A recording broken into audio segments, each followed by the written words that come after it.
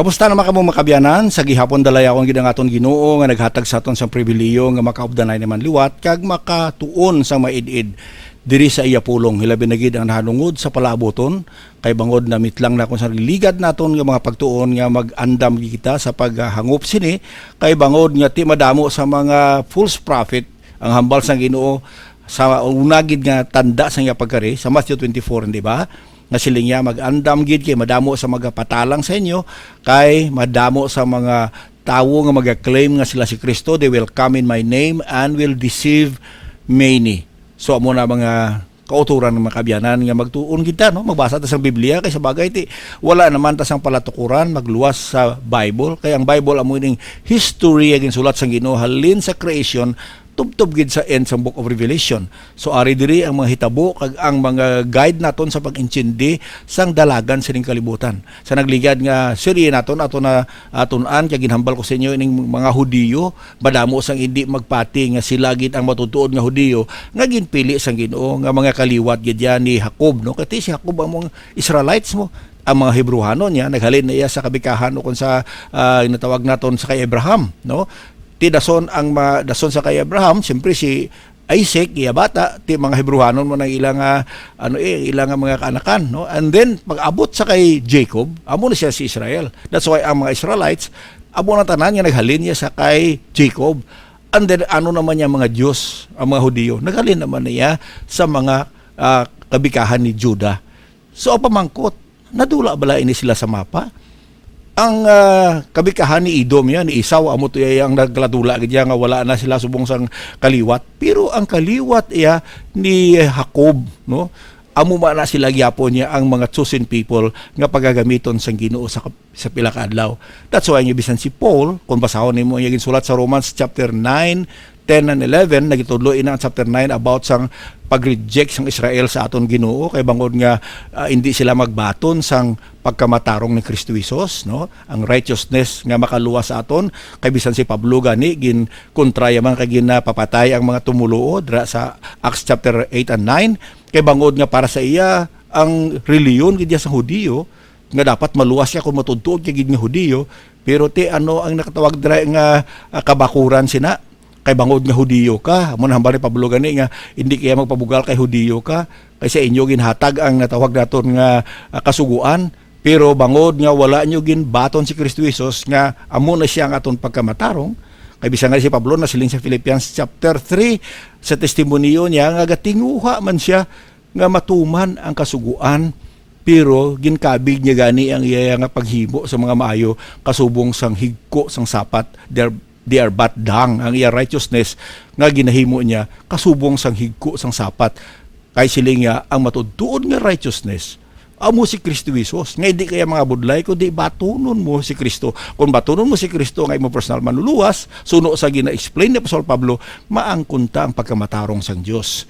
Kaya wala siyang matarong bisan isa mo. Si Kristo ya ang nakasunod sa kasuguan. Amo na kung basahon mo Acts chapter 15, may debate dira ang mga apostoles kay bangod nga ang mga Fariseo dira nga naluwas o kung nagbaton na kay Jesus Christ ara japon sa ila nga natawag nga pangunahuna nga dapat nga ang mga hintel patumanon sang kasuguan ni Moses. Hilabay na gid sang circumcision kay kung hindi sila magpa-circumcise kasubong sa ginatudlo ni Moses, hindi sila maluwas. Nagdako to nga pag binaisay ila kay si Peter nagtindog siya nga basahan lang Acts chapter 15 nga aton gid pilito ng mga hintel nga magtuman sang kasuguan ni Moses nga bisan kita gani, no? Kag aton mga ginikanan wala gani katuman sila pa. That's why nga klaro sa Biblia nga ang kasuguan wala gid man ginhatag sang Dios. Agud nga kung matuman mo, inaya ko maperpekto mo siguro, pero tisin ina nagatikal dira nga sila gid ang mga Hebrewanon kag ginasunod na kasuguan.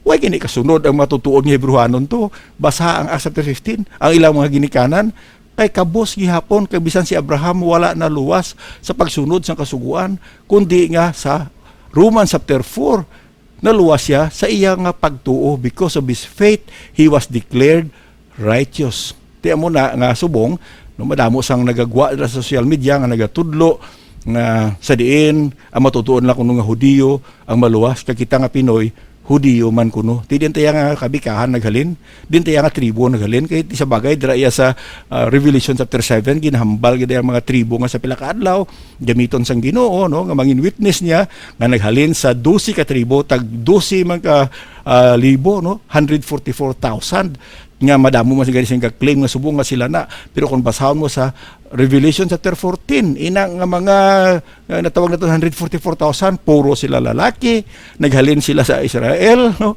kag isa pa kita nga damo gidi ka pasarda kay mga virgin na sila, tay mga ulay nga lalaki. Ti wala babae sa 144,000. Tinga tamo sa mga galagaw nga silinga kami ang membro sa 144,000 nga mga babae. Ti basahan nyo blamayo ang Revelation chapter 14. Pero ining mga Hudiyo, no, nga aton nga tulok diri nga gin-promise, amon ni sila mga Jewish people nga naesklabo sa Egypt for 400 years. Dason nakabalik sila sa Israel, na-esklabo naman sila dito sa Babylon for 70 years. Nakabalik sila sa 445 BC, and then naglapta naman sila sa AD 70. Kag nakabalik lang sa May 14, 1948. So maybe mo nang reason kung nga madamo nga magpati nga ining mga Hudiyo, amon ni silang pinili kay imaginable madula ka sa imuduta sa sulod sang 1,878 years, no? Di madugay ina. Amo na mga kauturan makabiyanan nga importante nga tunanta kay ni mga Hudiyo karon amon ni silang mabulos actually sa aton, no. Karon aton pagkaton andiri nahanungod sa rapture. Sa bagay sa nagligad nga naton nga serie nito na naton ang Daniel 70 weeks. Kag inang natawag naton 70th week ang 7 ka tuig. Actually masugod ina kung matapos ang tinion sang church. Amo na nga nagapati kita sa rapture kay magakari si Lord Jesus Christ sa pagkuha sang mga tumuluo before sang 7 years. Kaya nang 7 years actually, makabigti nga hindi na obra sang simbahan mo. Kung part kita ya sang Gentile church, kaya siyempre most of the churches subong Gentile nga simbahan mo. Of course, ang mga Hudiyo lay nga may ara magid na siguro nga mga grupo sa mga Hudiyo subong. Kag sang una sang hauna nga simbahan, most of them are Jewish people, and then may upod yung mga Hintil hasta sa Antioch. Kag most of the churches today are made up of Gentile churches, which is ginhambal din ni Apostol Pablo nga may inding man ang Gentile church. So hangpon ta diri na hanungod sa rapture kay sila diin na makita now gin-promise sila ni Apostol Pablo, no, sa iya na yan naghalin sa 1 Thessalonians chapter 4. Sila nga sa verse 13, "But I would not have you to be ignorant, brethren, concerning them which are asleep, that ye sorrow not, even as others which have no hope." So siling ni Apostol Pablo, mga kauturan, hindi ko gusto nga mangin ignorante ka muna hanungod sining nagkalamatay. Ang word ring asleep actually sa verse 13 is from the Greek word koimao, which actually means deceased. O kung napatay kita no? Actually ang ginahambal ni Apostol Pablo diri ang namatay kay Kristo Jesus. Those who died in Christ. Buto-bulon namatay nga nakabalik sa Dios pagi kay Kristo Jesus. Ang nakabaton sa iya, ang nagatuo sa iya bilang lepers na manluluwas. Kaya agud di ka mo masubuan, kasubong sang iban, nga wala paglaom, tituon man gid, kung wala kaya Jesus sa imo kaugalingon, kung wala mo siya makilala bilang lepers na manluluwas, anong saligan mo? Anong paglaom mo? Amo na gani ko nagatudlo kaya, nga tumanon ang kasuguan agud maluwas, diin ang seguridad dira. Kay paanis-anis lang kung tutuod lang sa imo kaugalingon, ma-perfect mo ang kasuguan, kaya mo ning requirement, the just shall live by faith. Pero if you want really to obey the commandment, kung matuman mo ina, basi pa lang, pero galing ang pamangkot, sino sa aton ang makatuman sang perfecto sang kasuguan. Kaya ang requirement sa Ginoo nga perfectly tumano ni mo ina. Kag ang nakatuman sina, amo si Lord Jesus Christ. Di ba siya pagkari, ginambalgid niya, nga wala sang kama o kung pintok, nga hindi matuman, nagkari si Christ to obey the law. Amo na nga dapat saligan ta siya, kay siya ya, ang nag-obey sang law. Kasubong nga si Adam, nagsulod ang sala sa kalibutan. Paagi kay Kristo, mangko naton ang pagkamatarong. Amo na biyan nga necessary ginaya inang natawag nga desisyon mo, kag desisyon ko, sa pagkilala sang Messiah, kag tuuhan siya sa ligan, ay hindi naton matuman ang pag-obra sa kasuguan. So wala kaya hope. Si Kristo Jesus siya ang hope of glory. Kaya sila diri sa verse 14, "For if we believe that Jesus died and rose again, even so them also which sleep in Jesus will God bring with Him." Now, klaruhon tayo na, sila ni Apostol Pablo, kung nagatuo kita. So ara ang kondisyon. Tinga masiling iban nga wala kondisyon ng kaluwasan. May ara ginapapili kita sa Ginoo mo. Ti mo lang iya kun amo na pagpati mo, ti mo man right, no? Pero for many years nga nagatuon kita daw hindi ko kita mabato siguro. Kaya ginambal sa Bible yang may kondisyon ang kaluwasan. Hindi nga kita naghimo sa kaluwasan. Don't get me wrong. Ang kaluwasan 100.1% iya sang Dios. Siya ang nag-ubra sa kaluwasan. Si Kristo iya ang nagbayad sa aton mga sala. So, ginhatag sa Ginoo sa aton ang kaluwasan as a gift. Ano himuon mo kung tagaan ka sang gift? Nibla sila ni Pablo sa Romans 6:23, the wages of sin is death, but the gift of God is eternal life through Jesus Christ our Lord. Ang bayad sang sala, kamatayon. Kagtuon magid na, kung gusto mo bayaran mo imo sala, actually bayaran mo sang kamatayon. Amo na yung bayad, no? We deserve hell. Amo na ang impyerno dira sina wala man ginhimo sang Ginoo impyerno para sa tao. Siling sang Ginoo sa Matthew 25 ginhimo na yung impyerno para kay Satanas kag sa iya mga demonyo, hindi sa tao, no? Pero mga kabyanan, makadto kada kung matiplang ka ni Satanas. That's why nga ang warning sang Ginoo nga mag-andam kita sa madamo nga manugtiplang. Kasi nga Drea, kung nagatuo kita, kag bisan sa Romans chapter 10, ginhambal gidra that if you confess with your mouth and believe in your heart. So may part gid yang tao Yes, we believe in God's sovereignty. Siya naghimo sang kaluwasan, siya nagprepare siya ni tanan. Pero may responsibilidad makita. Ano aton responsibility? Pagbaton o kung pag-reject. Ti kung i-reject mo, imo na ya. Kay ti ang Biblia naghambal gid mo if we believe. Kung magtuo ka, ti kung hindi imo na choice, no? Kag sila nga kung nagatuo ta nga si Kristo Jesus namatay kag nabanhaw. Ti amo nang kaundan sang gospel, di lang mayong balita. Sila ni Paul sa 1 Corinthians 15 nga nagkari si Lord Jesus Christ, namatay, ginlubong, apang nabanhaw. So kung ginatuuhan naton ina nga ining Jesus nga nagkari siling kalibutan, nga gina-introduce sa aton sa Biblia, gina-introduce ni John sa Book of John, sila nga ginsulat ko ini agud makilala ninyo nga ining Jesus, ining Jesus Christ, amo ni siya ang Misaya, ining Jesus amo ning Misaya. Kag kung tuuhan mo siya, maangkon mo ang kabuhi nga walay katapusan. So amo nang gina-introduce, ginapakilala sa aton halin sa gospel pakadto sa Book of Revelation ang sentro sini ginapakilala sa aton si Kristo Jesus nga siya lang ang manluluwas. Even our Lord claimed that He is the only way, the truth, and the life, and you cannot come to the Father but only through Him. Kay silindre ni Pablo, kung nagatuo ka kay Jesus Christ nga namatay apang nabanhaw, ang tanan nga namatay sa iya, those who sleep in Jesus will God bring with Him. Ano kuno?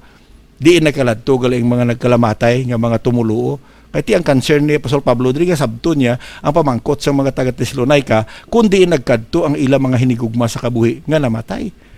Ti sila ni Pablo siling niya, kung nagatuo kamo nga ining Jesus hinawali sa inyo namatay apang nabanhaw, magbalik siya, daluon niya ang mga nagkalamatay nga nagtuo. Diin subong gali ang mga tumulo kay daluon niya. Inablang a word nga dalon, no? Hindi mo madala ang sa kabutang kung wala sa imo posisyon. For example, bihan balon mo ko nga masling kabi nga, Pastor, daladi ang gitara o ko ng projector, di mga young people, filmin na siya kasiling nga, dalon mo, Pastor, ti ang isa dira ka bagay, no, nga masling kita nga dalon, ti pamangkot, kung wala di sa akong posisyon, paano ko na madala? Di ba? Hindi ko madala ang isa ka bagay nga wala diri sa akon. If we believe that Jesus died and rose again, even so them also which sleep in Jesus will God bring with Him. So itong tanan nga namatay, nga may Kristo sila kabuhi, dalon ni Kristo kung magbalik siya. So amo na yung pagtudlo sa Biblia. Dalon niya kay ara siya posisyon mo. Kung wala tato subong, no? Kasubong sa hambal ni Pablo nga to be in the body, is to be present in the body, is to be absent in the Lord. To be absent in the body is to be present with the Lord. Di ba ginhambal na sa mga taga-kwento, nga kung wala na ta diri sa aton lawas, dapat ato ta sa presensya sang Ginoo. Kung wala kita sa presensya sang Ginoo, buta mo ari kadi ang lain da kung wala na ta diri sa aton kabuhi, nga wala hindi na ta present sa kalibutan, tapos absent pa tabi dito sa Ginoo, ti din ta nagkadto, ti impierno no. So, diri sa verse 15 sila nga, for this we say unto you by the word of the Lord, that we which are alive and remain unto the coming of the Lord shall not prevent them which are asleep. So hindi ta mag-una sa mga nagkalamatay na. Ti siyempre gid lang kay ato na to sila yamaw no. Una sila namatay na sila, ti ato na sila sa posisyon sang Ginoo. Kaya ang Biblia nagatudlo nga once we die as a believer, we go where Abraham went, to the bosom of Abraham. We go to paradise. We will be in the presence of the Lord. Si Pablo naghambal gina, absent in the body, present in the Lord. Ang lain lang kung absent in the body, absent in the Lord. Ti lain nga lugar katuan mo Pero ti ang paglaom dira naton, o ko ng assurance that even though we are absent in our bodies, we will be present with the Lord. Bangod nagbaton kita kay Kristo, kag panawag sila, those who died in the Lord. Kasi niya dire, for the Lord Himself shall descend from heaven with a shout, with the voice of the archangel, and with the trump of God, and the dead in Christ shall rise first. Ti sa tinion nga ina, nga matabo ina nga event sa katapusan sang natawag naton age of the church, kag magsulod ang 70th week of Daniel inang 7 years and then tribulation. Kwaon kita sang Ginoo.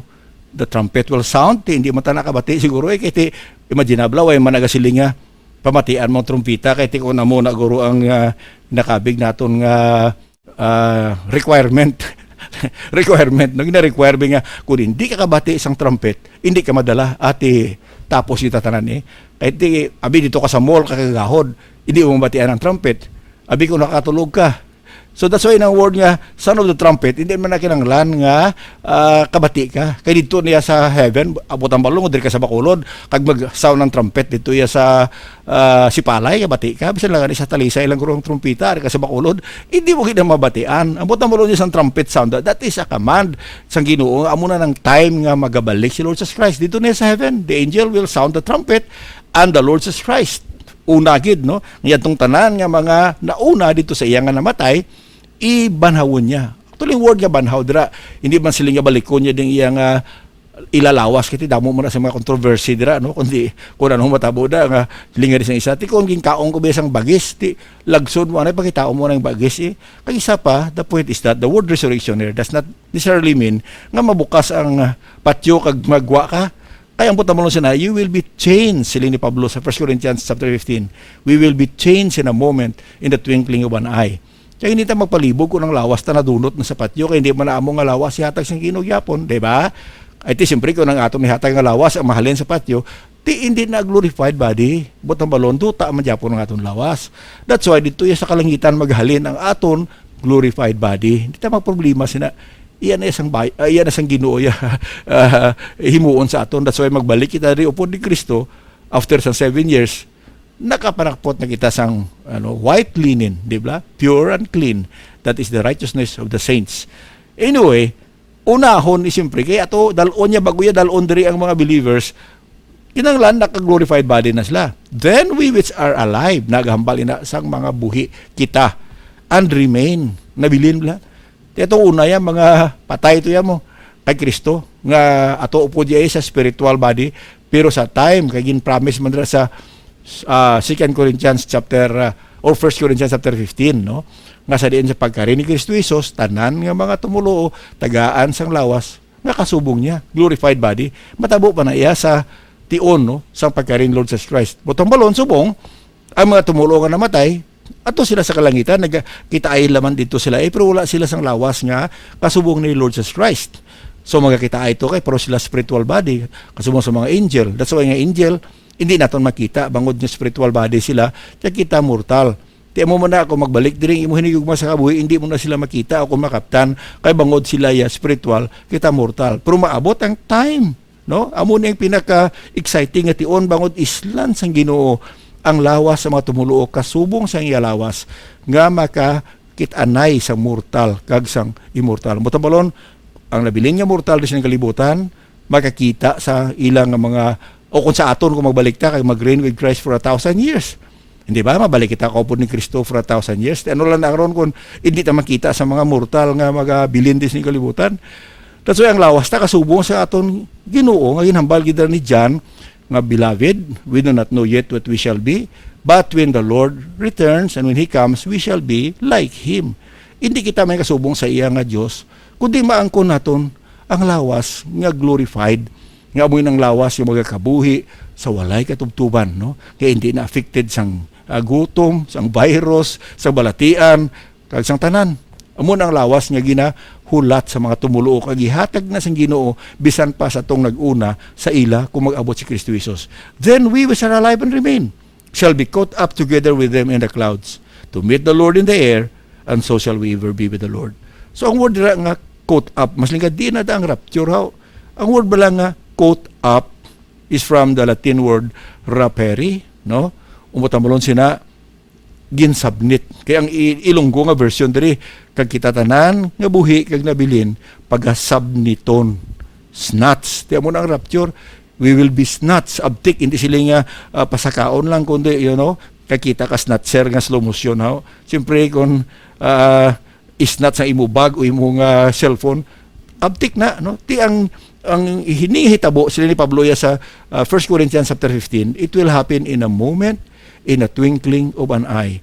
You know, that word moment from the Greek word is atomos, which means, a time undivided. Mas dasig pa na sa segundo. Buta mo lang sa isang kisap mata. Kisap pa ba lang mata mo? Pag kisap mo, ito na ka sa presensya sa Ginoo.